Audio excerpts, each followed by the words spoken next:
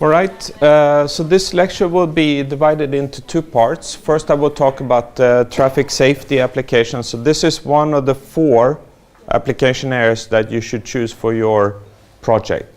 So the third part of the project consists of analyzing a certain ICT application from a communications perspective, what are the requirements and so forth. So there's been guest lectures on e-health, power engineering or power grid, smart grid if you like, and process control, and this one would then deal with the traffic safety.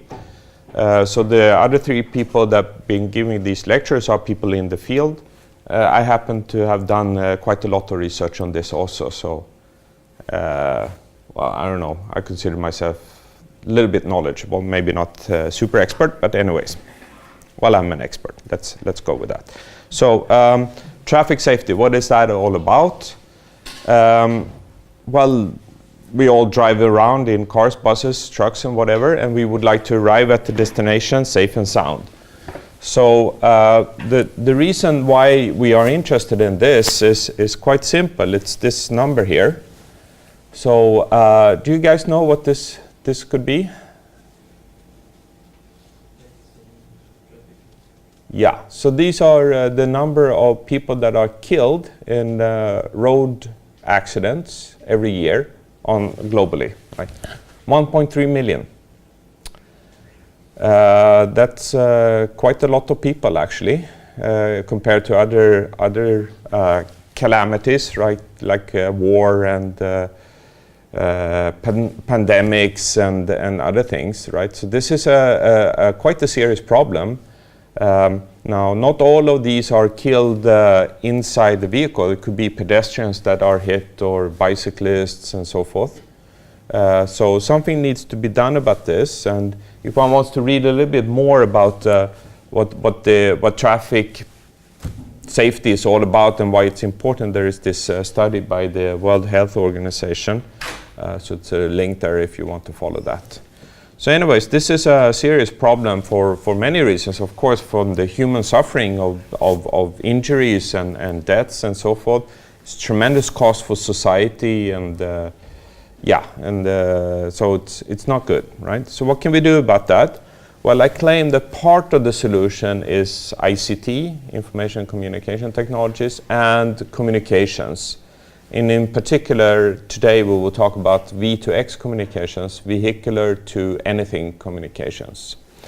So what is this all about? Well, it's about enabling certain applications called cooperative intelligent transport systems. So this is a term which is used in the literature and in the discussion. So ITS, intelligent transport systems, been around for a long time. So the key word here is cooperative. That's the new thing. And cooperative means that we are doing V2X communications. Okay, so what are these type of applications then? Well, we can broadly divide them into 2 parts, traffic safety and traffic efficiency.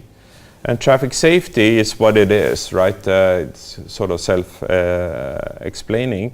It's to avoid accidents. So, for instance, if we have a situation like this, the blue car is trying to make a left-hand turn here. It's flashing its indicators here. And there is a two-wheeler, maybe like a scooter or something like that, approaching this crossing. The line of sight of the driver of the scooter here is blocked by this truck. So here's a potential dangerous situation. I mean, this car can drive out and then it's be hit by the two-wheeler here. It's quite a common type of accident. It's pretty bad for the driver of the scooter. So what can we do about that? Well, if this car is then sending information indicated by these blue rings here, indicating that it's a car, it's at this X and Y coordinates, it's trying to make a left-hand turn, then this information can be interpreted by an application in the scooter to warn the scooter driver about, okay, there is a potentially dangerous situation here, and then the scooter driver can then take action to avoid the accident. Or if the scooter driver is not making any missed the warning or whatever, when the collision is imminent or more or less, if the driver doesn't do anything, the scooter itself can do something. maybe turn off the engine, maybe brake. I mean, it's a little bit hard to have automatic steering on a scooter, right? That would be probably as bad as driving into the blue car here. But anyways, if this would be a car, one could also do steering and things like that. So there is a whole progression of things one could do if one has the information. And V2X makes sure that actors or agents, if you like, in this traffic situation can make intelligent decisions. And the C here in cooperative means that by sharing information, we can the different vehicles can cooperate in trying to solve this situation. Traffic efficiency, on the other hand, is basically to use roads better. Okay, to use the infrastructure in a better way, so we don't have to build new infrastructure when traffic demands goes up, and also to reduce fuel consumption, reduce exhaust emissions, all kinds of things. So think of this as being green, if you like. So the safe and green, that's what we would like the transport to be. So there are many different applications here, and one application which is under discussion quite a lot is this what's called platooning, where vehicles drive very close to each other to reduce the air drag, for instance, which means that fuel consumption goes down, exhaust emissions goes down also. And what is more, another advantage of this is that we can squeeze in more traffic for the same road segment, for the same road. We don't need to build another lane to support more traffic. And this is a super good thing, right? Because we know that road infrastructure, there is never an end to how much roads you need because traffic demands is increasing. So if we can use the infrastructure in a smarter way and still and also save on carbon emissions and things like that, that's great, right? Okay, so what is then V2X communication was the enabler here. So what is a V? Well, V is a vehicle. So of course it's personal cars, but it's for sure buses and trucks as well. And then there is a fourth category that one might not think is so much about, and that's construction equipment. These are also, safety issues here, for sure. There happens accidents every year where people are injured or killed by these vehicles. And also, if one can use them in a more efficient way, we can save on fuel and exhaust and all these things, right? So when it comes to automated driving, for instance, maybe these type of vehicles will be the first types that would be automated, because they drive in a confined environment. There's a lot of regulations around this also. So one should not forget about this segment also. Now, it happens that all these vehicles here are Volvo products. You might guess why that is the case, but this is of course not Volvo specific. This applies to any vehicle manufacturer in the world, I would say. Okay, X then. So this is a vehicle. What is X? Well, X could be another vehicle. It could be road infrastructure or this vulnerable road user, VRU. So what are those? Well, if we think about,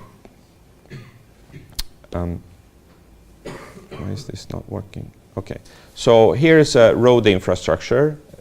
It's gantry here, where you have speed advisories here that people are supposed to follow. And do to some degree at least. So you can change these speed limits adaptively to maximize the traffic flow over that segment. And actually it's sometimes better to reduce the speed to increase flow over a segment. So driving at maximum speed is not always the best one. So this of course is then updated adaptively, which means there needs to be communication to this. We could have other things also, like ordinary stupid infrastructure. It's also important to communicate with. Here the vehicles can know when the light is turning green and adapt its speed into an intersection. And particularly if you have heavy transport, you don't want big vehicles to brake and then brake and accelerate. So a lot of energy waste and also increased exhaust fumes inside cities and so forth. So if one can simply, the infrastructure could basically tell us, well, I'm planning to turn red in 20 seconds, and then the traffic can adapt to this. And vulnerable road users is these type of people, and pedestrians, and also bicyclists and so forth. And here you see a typical problem with in modern day society. People are not paying attention to where they're walking, right? Maybe plugged in also, so they don't hear the traffic around them also. So that could be potentially a dangerous situation.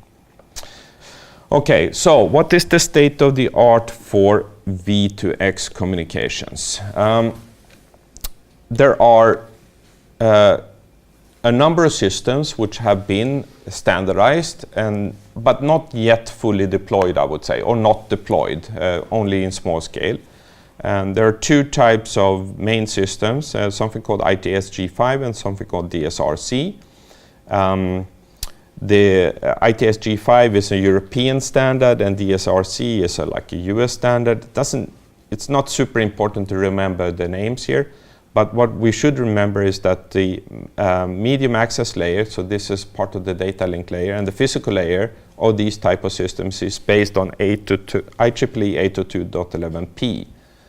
For you who know this, you recognize that 802.11 is the family of Wi-Fi standards. So this is essentially a modified Wi-Fi system. The upper layers, the network layer, application layer, so forth, are different in the two systems here, but the lower layers are the same. So at least that's good, because we would like to have one system which is global, right? Because you sell vehicles over a global market, and you don't want to have special equipment for the US and for the Europe and Asia and whatever. You would like to have the same thing. But anyways, the upper layers here are basically software defined, so one could think of this, we could potentially write a little bit new software, and we can still reuse the equipment which is mounted in the vehicles if we go this route.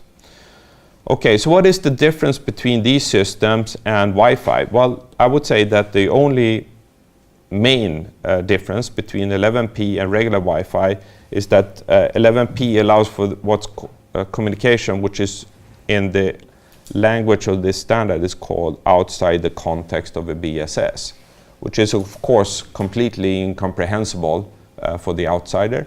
But what it means, and when we talk about Wi-Fi, we will talk more about this later on in the course, it removes the delay which is incurred by joining a BSS.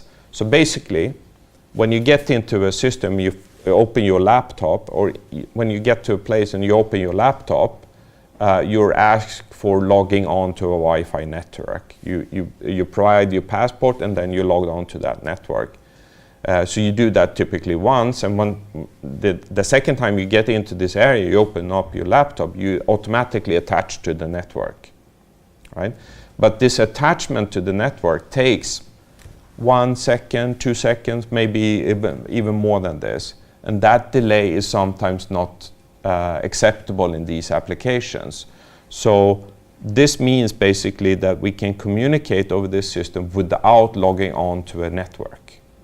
That is what is meant by this. And we will talk a little bit more about what a BSS is and all these things when we talk about Wi-Fi later in the course.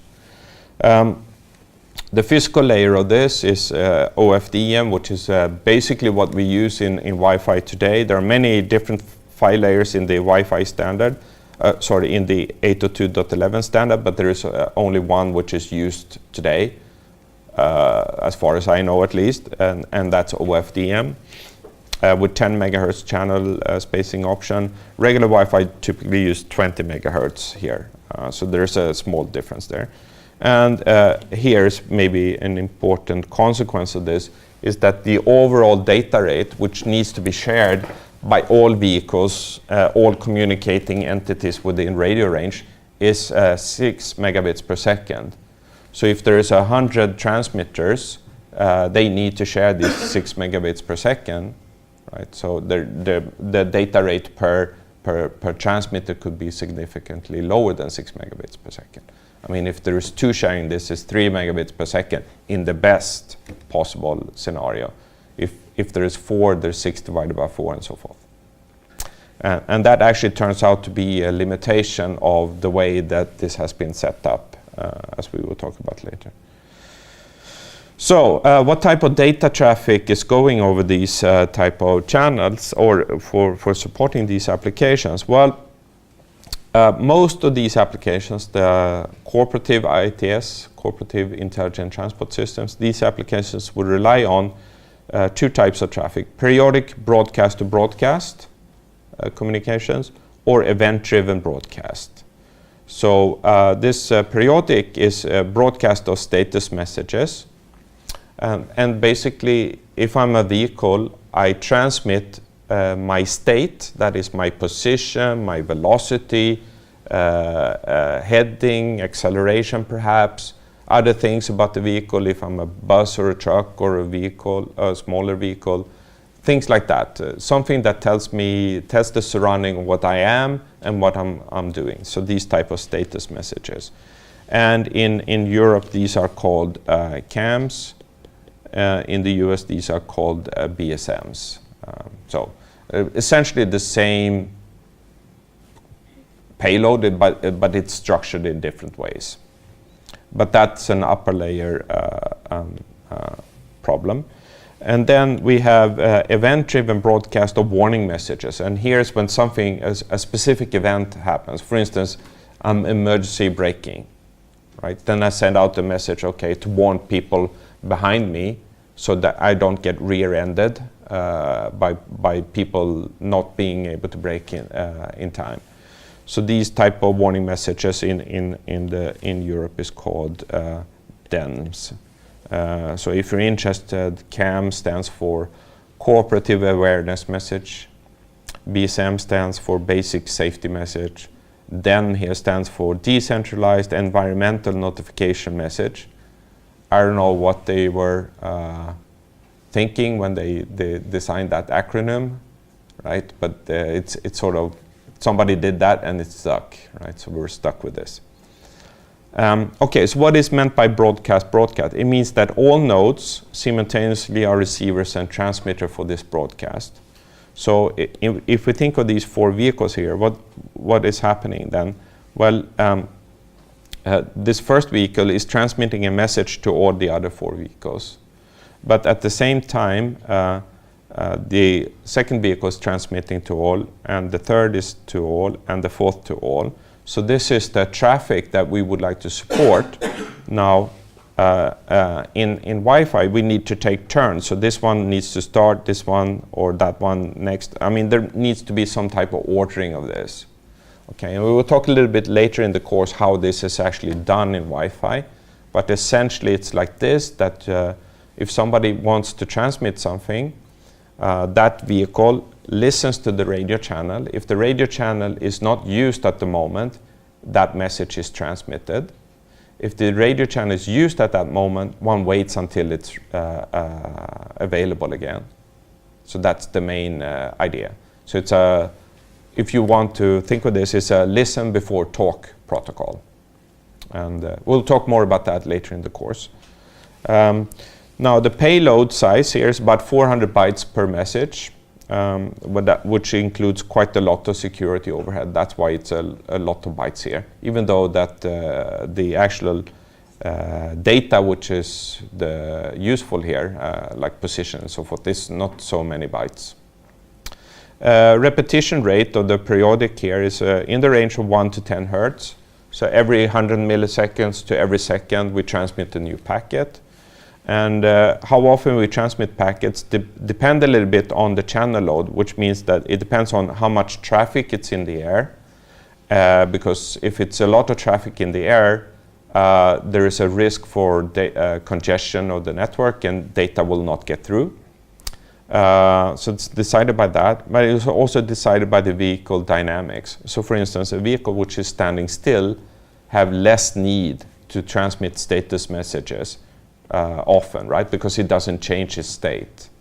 But if a vehicle is accelerating, switching lanes and braking and things like that, one wants to transmit these updates more often. So it's adapted to that. Okay, any questions so far?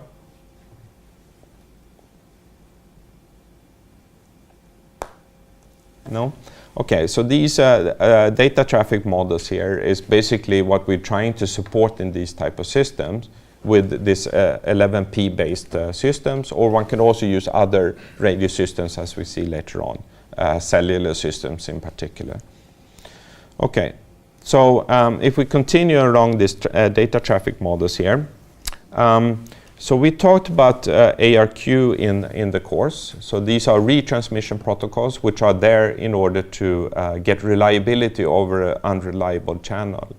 So wireless channels are inherently very unreliable, or are inherently unreliable. So for sure there will be errors occurring in transmission. So the standard way to deal with this in data communications is to use retransmission protocols. However, there is a big problem with this because these are very costly to and difficult to implement if we do broadcast communications.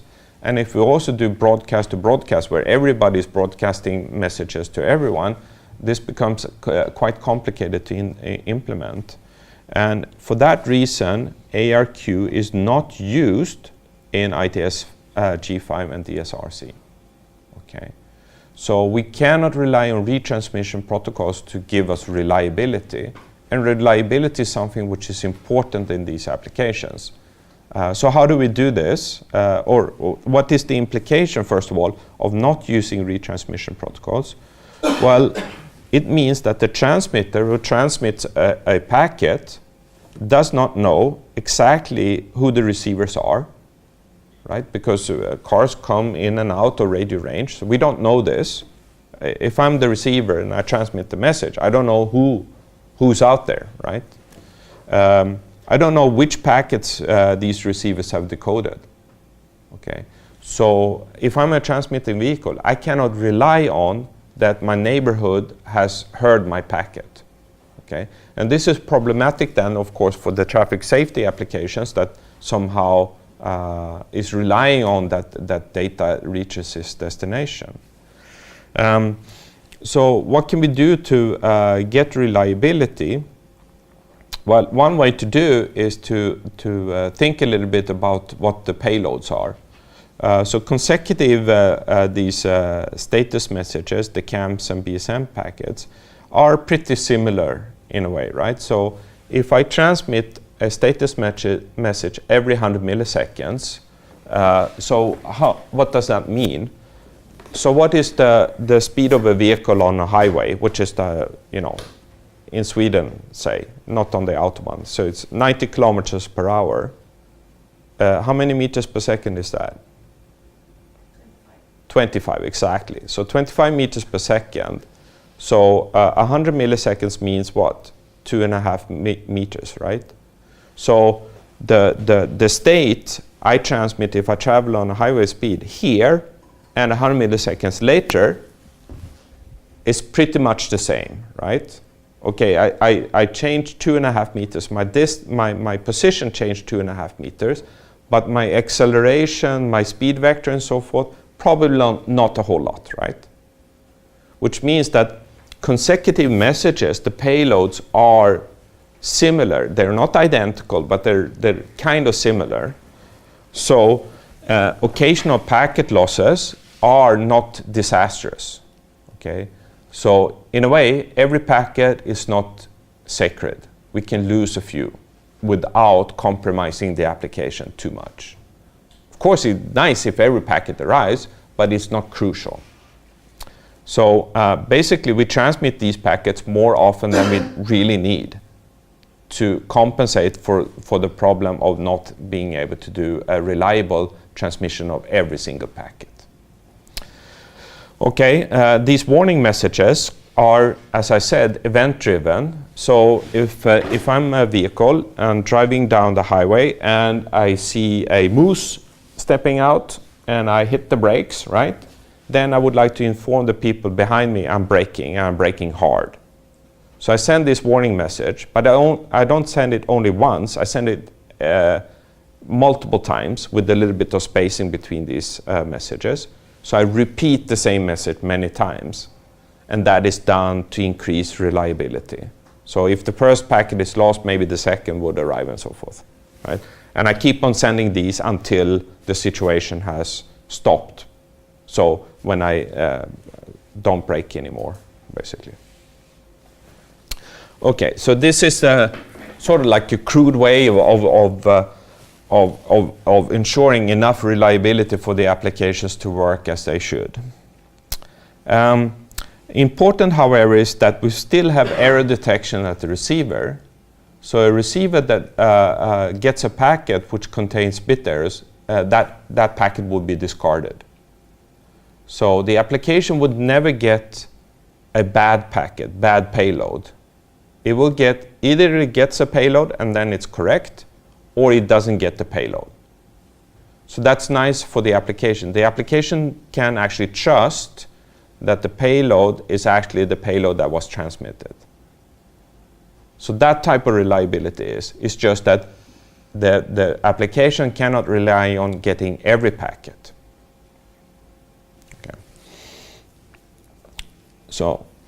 Okay. So what are the communication requirements for this? Well, if we have a situation like this, which I described earlier, we would like data from the blue car to reach the red two-wheeler here. And what do we want from this? We want low delay, relatively low delay, because if the data is ready to be transmitted from here, it needs to reach the destination within a certain time, right? It's not good enough if it's, say, 20 seconds after creation. It's not good enough. So there is a delay requirement here, and it's relatively low, depending, of course, on the situation. What do we need more? We need high reliability in the sense that we would like to guarantee that the packet, the payload here reaches the destination within a reasonable amount of time with high probability. Now, every packet does not need to go have high reliability, but at least one packet should reach the destination within a reasonable time. We need good scalability. We'll talk more about that in the next slide, what that means. And we also need fairness. Okay, and we'll talk about that on the next slide also. And as we will see later on, basically delay and reliability are intimately coupled to each other. So I will talk about that, how to assess that in a second also. Okay, so scalability, what is that? Well, if we're in a situation like this, there's a lot of vehicles here. Okay, and we have 6 megabits per second that we need to share, and all of these vehicles would like to transmit. So what's going to happen is that there is a message coming from this vehicle, say. There is a message coming from that vehicle, for this vehicle. You know, there's a bunch of messages. So actually, traffic congestion of vehicles can lead to data traffic congestion also. Right? So a lot of vehicles in the same confined area within radio range of each other compete for the same radio resource, and that resource is limited, and we can run into a problem where not all of this data comes through. Okay, so scalability means that we can support the expected number of vehicles, or not the expected number, but we can support even a situation where it's very dense. Okay, so we want the system to be able to handle this. Fairness has to do with that all of these vehicles get the chance to transmit its packet within a reasonable delay. So we share this. So we are not prioritizing. Rather, we don't want a system where we provide safety for some vehicles but not for all. Okay, it's more reasonable to say, okay, we supply this, some minimum level of safety for everyone, rather than super safety for some and no safety for others. So this is the fairness idea. Right? Okay, and fairness in communications basically means that if we have a bunch of transmitters using the same channel, they should be able to share this on some type of fairness criteria. For instance, maybe the same number of bits per second or something else. Okay, questions so far? No, so let's continue then. So then going back to reliability. So we have here a situation where we have one car, another car, there are two applications, layers here, application running here, application running here. There's some data that needs to go through this. So it goes down the stack and then over a radio channel and then up like this. Right? Now at the receiver, the medium access control layer here, or actually the data link layer, maybe we should call it, will inspect the frames coming up from the physical layer. If the frames from the physical layer has bit errors in it, which is detected by this CRC or something like that, then it's trashed, right? It's discarded. So from an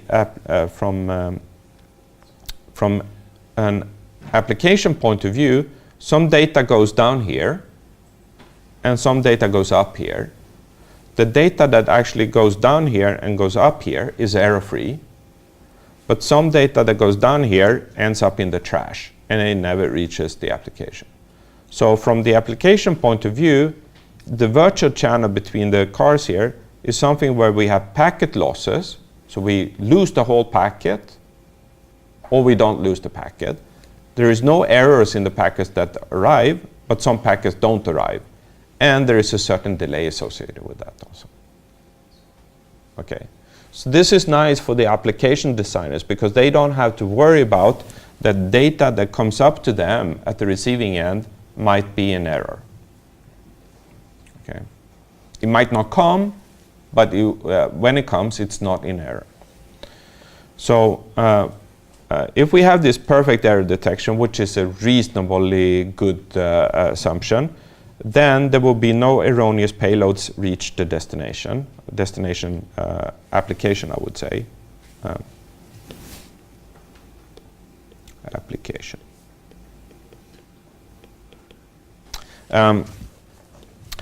With the convention that a packet loss, so what is the packets that are delivered here have some delay because of the processing and communication and so forth. So there will be some delay here. But how do we deal with packet losses? Well, if we say that a packet loss has a delay which is infinite, we can handle both cases. So either a packet has finite delay and then it's delivered, or it has infinite delay, meaning that it's not delivered. Okay, so then we can completely characterize this channel with the delay statistics. Okay, so we can define reliability in terms of the delay statistics. So that's what I said earlier, that reliability and delay are coupled in this sense. There are not two different things. They are actually very tightly coupled. So let's look at that in more detail. We have a transmitter and a receiver like this, and at some point in time,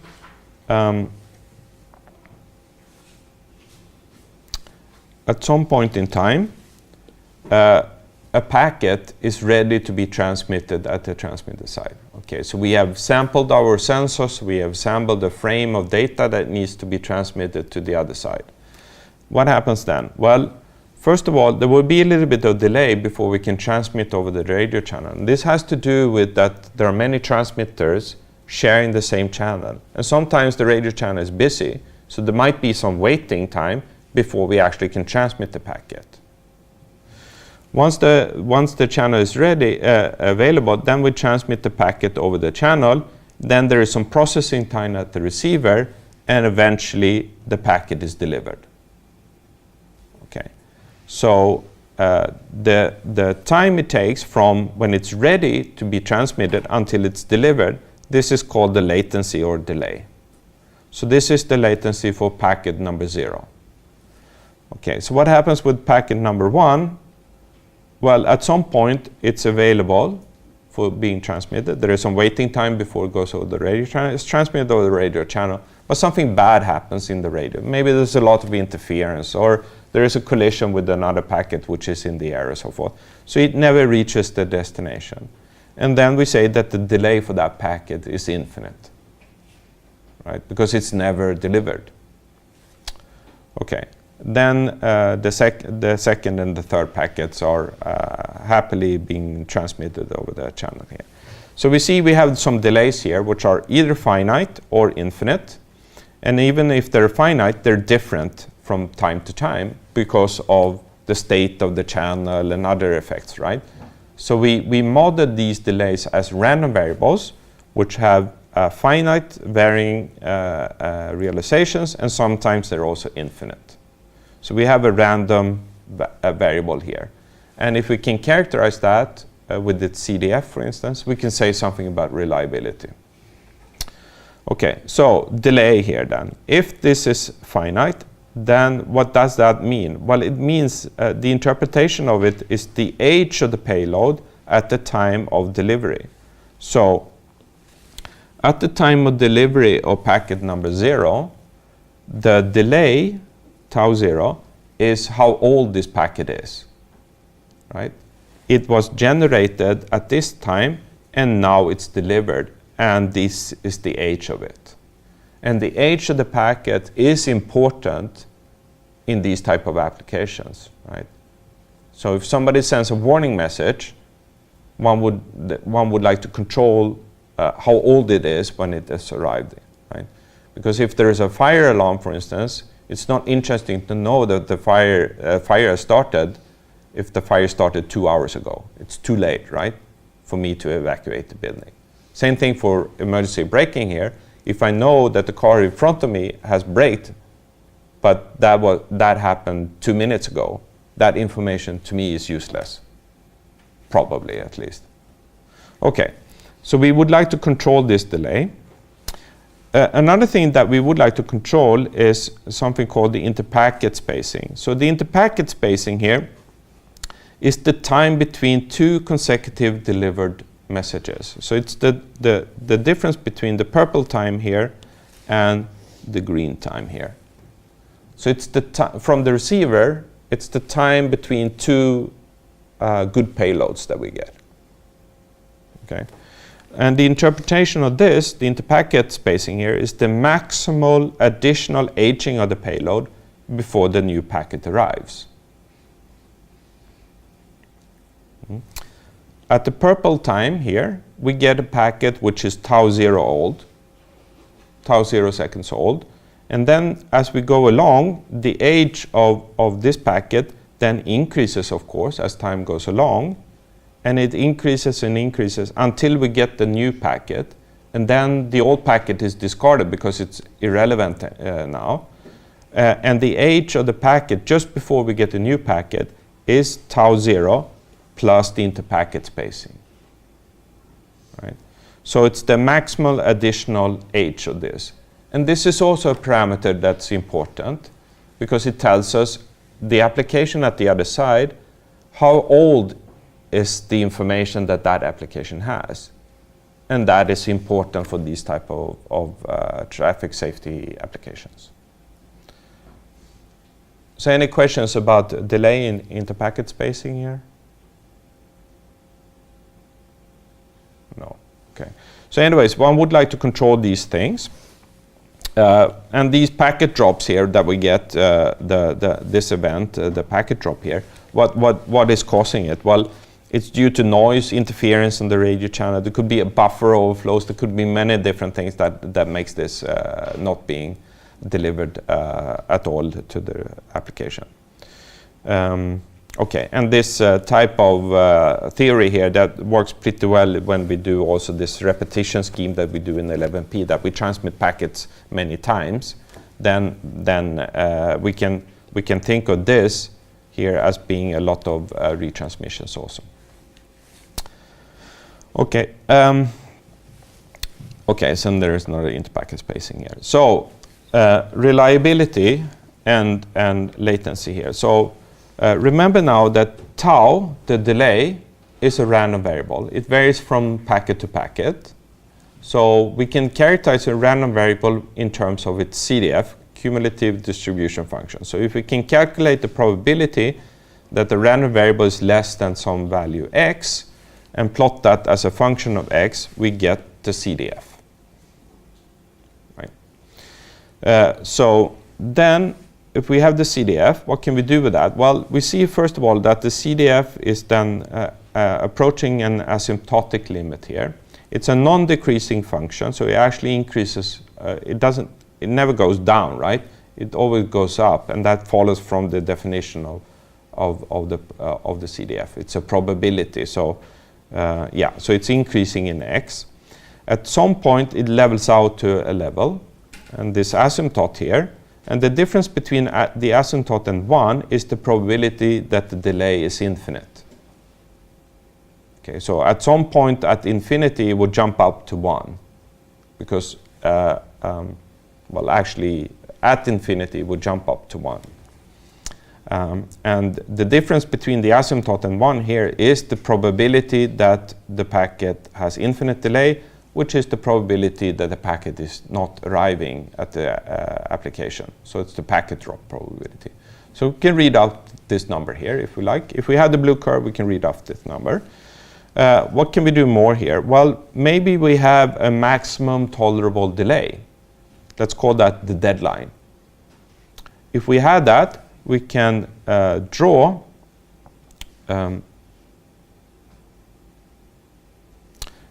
we can then draw this line and then read off the value of the CDF at the deadline. So that's the probability that the delay is less than the deadline, and this is what we call the reliability in this particular setting, right? The reliability we talked about in the course earlier might have another meaning, but this is the reliability in this type of applications. So the application designer has told me as a communication engineer, I would like things to be delivered within this 10 milliseconds, 100 milliseconds or whatever. And then the communication engineer produces a system which has a certain delay CDF. And for that system, we can read off the reliability. What is the probability that we meet the deadline? And obviously, this needs to be high. That's sort of the meaning between for this deadline. Okay, so deadline, maximum allowed latency, reliability, the probability that the packet is delivered before the deadline. Questions?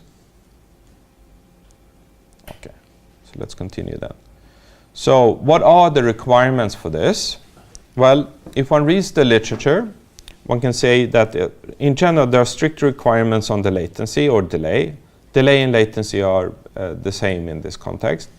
The latency is not always necessarily low. It depends on the application. For some it's low, for some it's a little bit more relaxed. We need some type of requirements on reliability, and also there is a bunch of security requirements also on authentication and privacy in particular. Confidentiality is not such a big thing here because data which is transmitted is intended for public use, right? It should be readable by everyone. But privacy is an issue, which means that we should not be able to track people as they drive. And we should be able to authenticate the information so the information comes from a legitimate transmitter and not from a hacker. Okay, we'll talk more about security later in the course. So these requirements, well, there's been some people working on 5G, including myself. And in this project, we put down some requirements on this. So we put the maximum packet error rate at 10 to the minus 5, payload size of 1600 bytes, and maximum latency of 5 milliseconds. I would say that these requirements are quite aggressive, probably not needed. Okay, so it's probably over-designed to do this. So more normal requirements which are floating around in the literature is that maximum packet error probability 10 to the minus 3, 400 bytes, 100 milliseconds. And maybe this is also too much or too little, I don't know. So what I'm trying to say here is that the real requirements are poorly understood. So when you read papers and you read statements, please take them with a grain of salt. Because as far as I know, nobody really knows. And trust me, I've been trying to figure this one out, right? And it's frustrating because it's not so easy to do. And clearly it's also depending on the application. Okay, now going on to $1 million question, and I will explain why this is $1 million question, is that back in the day, the old Greeks, if you had a very important question, should I start a war or whatever, you went to the oracle at Delphi. So this is the oracle at Delphi, so sitting over this, and there is steam coming up of some with some spirit coming up in her here. And then these people would like to ask a very important question. And the important question here is that, shall we use 11P or cellular for V2X communications? So this is a hot topic at the moment, and highly contested. And then, of course, the oracle here gives an answer to this. The oracle was known to give very ambiguous answers, right? So the answer is, unfortunately, it depends. So this is how I see it at the moment. If you ask somebody who's building 802.11p equipment, what type of answer do you think you will get? Right? And the same applies if you ask Ericsson, who's building this type of equipment. Right? Because there is money in this, right? So again, when you read something, please be careful, right? Who wrote this? And what are their motives? So cellular, for some application, it would do very nicely, because it's there, it has enough coverage and so forth. I will skip this in the interest of saving a little bit of time here. But the new thing about cellular is that in the old day, if we wanted to communicate between two vehicles, even if they were close, we had to communicate up to a base station and down to a base station. This is called uplink, downlink. This gives some delay, right? So the new thing about if we have communication here, in the new versions of the standards, we can communicate directly. So if this is called uplink, this is called downlink, there is something called a side link nowadays. So this is a fairly new concept in 4G. So it's been standardized in 4G, and it's also standardized for 5G. Not super much deployment yet. So this side link here could be either network assisted or autonomous. What is meant by that?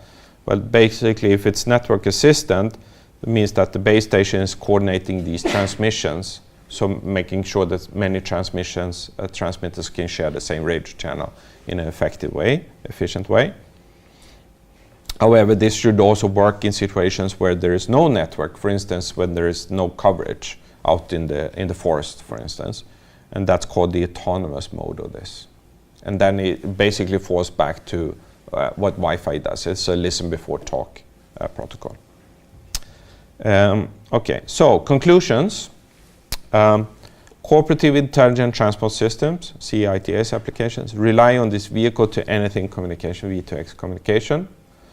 Data traffic in these type of systems are typically broadcast of relatively small packets. Okay. Now, broadcast means that ARQ is not very attractive. It's difficult to implement. Okay, so we need to have other means to get reliability. Latency or delay and reliability are important. And you saw how I think they should be related through the latency CDF and reading off the value of the CDF at the deadline to get the reliability. State-of-the-art V2X communications is based on 802.11p, which is basically Wi-Fi. However, there's currently a very big push from the cellular industry to use 4G and or 5G instead for this. And the latest I've seen from this is a legislation from the EU, or suggested legislation from the EU, that one should use both. Like 11p for short range and cellular for long range. At least that. Would sort of make sense, right? But the question is whether there will also be cellular for short range communications. And here, that is still unclear. Has to do with basically what, it's a political, commercial, technical issue. And what the outcome of this is, we don't know yet. Okay, so any questions before we end?